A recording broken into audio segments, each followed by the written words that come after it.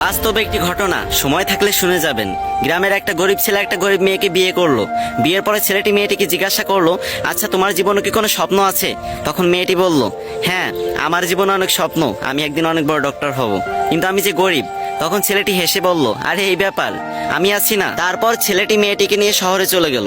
সে প্রতিদিন রিক্সা চালাতো এবং বাসায় এসে নিজেই রান্না বান্না করতো। এদিকে মেয়েটি পড়াশোনা করতে লাগলো। এরকম করতে করতে মেয়েটি একসময় ডক্টর হয়ে গেল।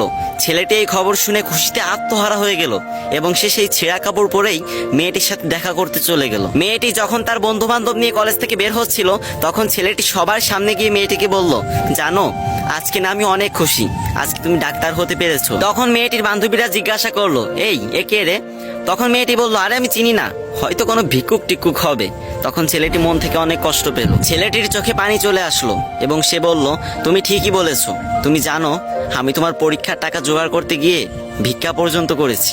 আজ তুমি আমাকে চিনতে পারতেছো না?